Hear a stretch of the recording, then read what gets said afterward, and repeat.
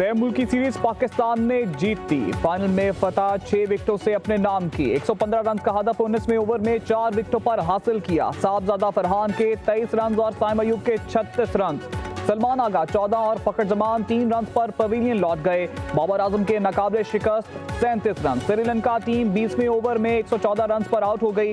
84 run पर दूसरी wicket गिरते ही लंकन बैटर संभल ना पाए। कामिल मिश्रा 59 रन बनाकर नुमाया रहे। 47 गेंदों का सामना किया, 4 छक्के 2 चौके लगाए। शहीन शाह अफरीदी और मोहम्मद नवाज की 3 विकेटें। इब्रार अहमद ने 2 खिलाड़ियों को पवेलियन की राह दिखाई। Mohammad Nawaz player of the match और प्लेयर ऑफ द सीरीज करार पाए। फाइनल में 4 ओवर्स में 17 रन देकर 3 विकेटें उठाई। सीरीज में 10 विकेटें हासिल की। Chairman Pakistan cricket board Mohsin Naqvi ने ट्रॉफी फातेह कप्तान सलमान अली आगा को दी।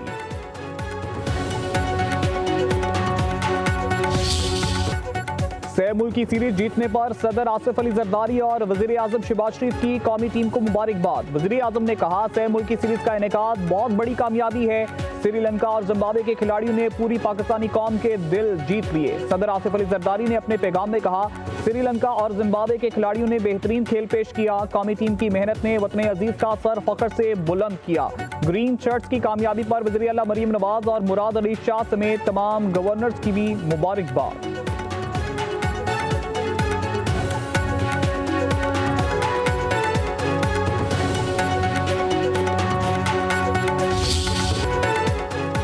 लाहौर में इंटरनेशनल बॉक्सिंग चैंपियनशिप की टाइटल फाइट मोहम्मद वसीम ने जीत ली। थाई बॉक्सर जकरात ने मुकाबले का जारियाना आगाज किया।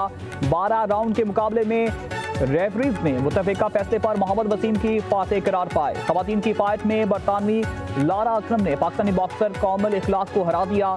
वज़ीर आला मरीम नवाज ने फातेह बॉक्सर में इनामात तकसीम किए।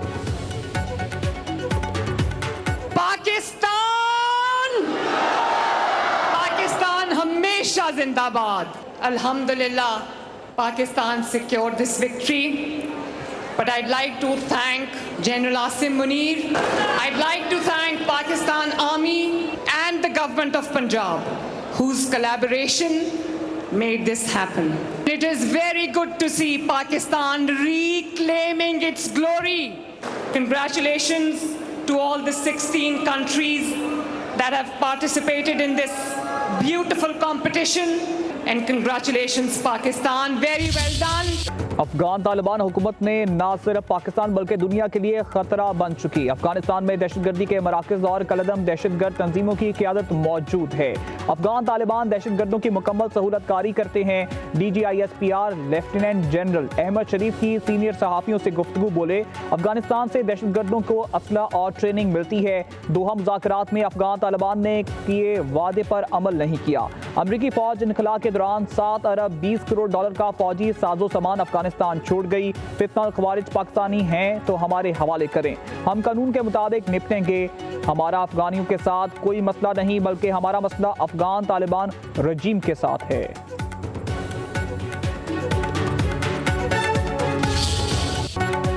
खून रेजी और तजारत इकट्ठे नहीं चल सकते। पाक अफगान तजारती बंदिश का मसला हमारी सिक्योरिटी के जुड़ा है।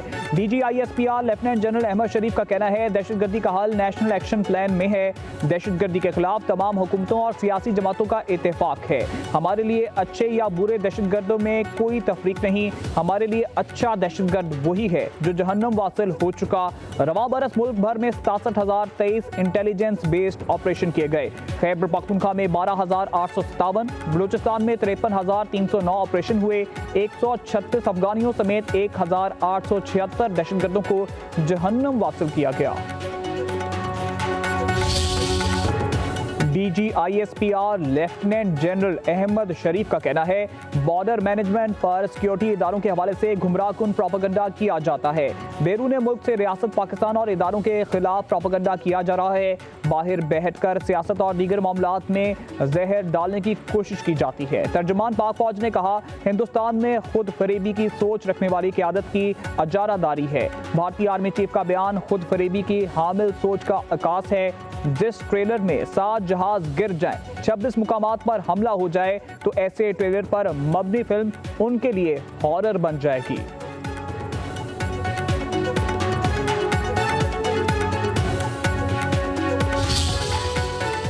said that stability in Afghanistan is imperative for the peace and stability in the whole region. तो हमने उनको समझाया कि क्योंकि कई दफ़ा कम्युनिकेशन गैप बहुत होता है.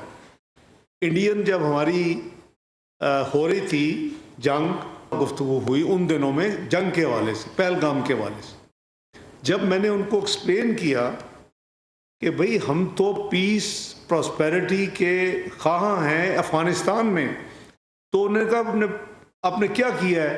तो मैंने कहा सबसे पहले तो 4 साल के बाद उन तमाम सब्जेक्ट्स पे उन पर खुले दिल से बात की. दुनिया की कोई ताकत पाकिस्तान को शिकस्त नहीं दे सकती. अफगानिस्तान से दहशतगर्दी कबूल नहीं. अफगानिस्तान से अमन, इस्तेकाम और खुशहाली की बात की. नायब वज़ीर आज़म वज़ीर ख़ारजा इसहाक़ डार की प्रेस कॉन्फ्रेंस. बताया अफगानिस्तान से कहा है कि अपनी सरजमीन दहशतगर्दी के लिए इस्तेमाल ना होने दे. ख्वाहिश है अफगानिस्तान में अमन कायम हो. यूरोपीय यूनियन ने पाकिस्तान के मौक़िफ़ की तायीद की. इसहाक़ डार ने कहा अफगानिस्तान से कहा है कि कलदम TTP पाक अफगान सरहद से दूर ले जाएं या इन्हें हमारे हवाले कर दें. आलमी सतह पर दहशतगर्दी के वाक़यात में अफगानिस्तान का किरदार खुलकर सामने आ गया. पाकिस्तान में दहशतगर्दी, अमरीका में फायरिंग, ताजिकिस्तान में चीनी मुलाजिमीन पर ड्रोन हमला इसी सिलसिले की कड़ी है. अक़वाम मुत्तहिदा की रिपोर्ट के मुताबिक अफगान तालिबान रजीम का दहशतगर्दों को पनाह गाहें फराहम करना खित्ते की सलामती के लिए खतरनाक है. रिपोर्ट के मुताबिक पूरी दुनिया अफगानिस्तान की सरजमीन पर दहशतगर्दों की मौजूदगी पर मोहर साबित कर चुकी, मगर भारत अफगानिस्तान से रवाबित बढ़ा रहा है. पीपल्स पार्टी को अपने जोरे बाजू पे जो है वो बिलावल को वजीर आजम बनवाना चाहिए ब्लैकमेलिंग के साथ. नेक्स्ट वजीर आजम बिलावल भुट्टो देख रही हैं? मुझे नहीं लगता. आपको नहीं लगता? मुझे फ्रैंकली नहीं लगता, बिकॉज वजीर आजम बनने के लिए सिंध के साथ साथ पंजाब से भी सीटें चाहिए जो पीपल्स पार्टी की नहीं है. बिलावल भुट्टो जरदारी वज़ीर आज़म बनते नजर नहीं आ रहे. पीपल्स पार्टी को अपने जोरों बाजू पर बिलावल को वज़ीर आज़म बनवाना चाहिए, ना कि ब्लैक मेलिंग से. वज़ीर इत्तलात पंजाब अज़मा बुखारी की पब्लिक न्यूज़ से खुसूसी गुफ्तगू. कहा वज़ीर आज़म बनने के लिए सिंध के साथ पंजाब से भी नशिस्तें जीतना होंगी.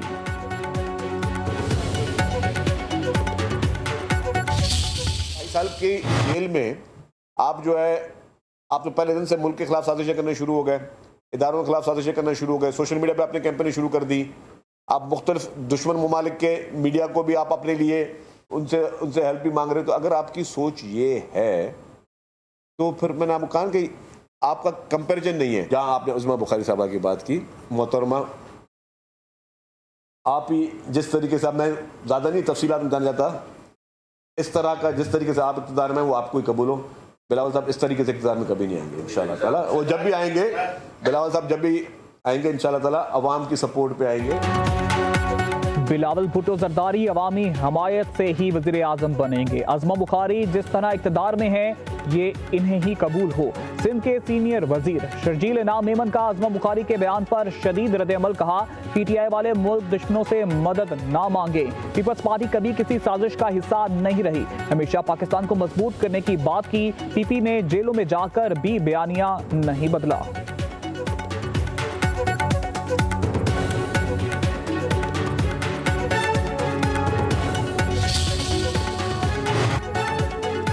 पाकिस्तान पीपल्स पार्टी का 58वां यौम तासीम 30 नवंबर 1967 को सियासी जमात का लाहौर में क़याम हुआ. बानी जुल्फ़िकार अली भुट्टो ने रोटी, कपड़ा और मकान का नारा लगाया. मुस्लिम दुनिया की पहली खातून वज़ीर आज़म बेनज़ीर भुट्टो का ताल्लुक भी जमात से था. मौजूदा क़यादत आसिफ अली जरदारी और बिलावल भुट्टो के पास है. यौम तासीम पर पीपल्स पार्टी आज मुल्क भर में तकरीबात का इनेकाद करेगी. कराची में अवामी ताकत का मुजाहरा किया जाएगा.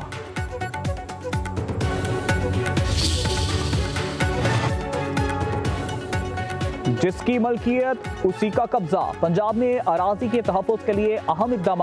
1000 से ज़ायद खानदानों को 48 घंटों में ज़मीन की मलकियत का हक वापस मिल गया. वज़ीर आला मरियम नवाज का कहना है अब कोई सिफारिश चलेगी, ना ही फैसला सिर्फ कागज़ पर होगा. हर मरले, कनाल या एकड़ पर सिर्फ असल मालिक का ही कब्जा होगा। शहरी प्रॉपर्टी पर नाजायज कब्जे से मुतालिक डीसी ऑफिस में दरख्वास्त दें, फैसला दिनों में होगा। जमीन का असल मालिक जब तक कब्जा ना ले फैसला अधूरा है। खवातीन की जमीन के मुकदमात अवलीन तरजीह पर हल किए जाएंगे।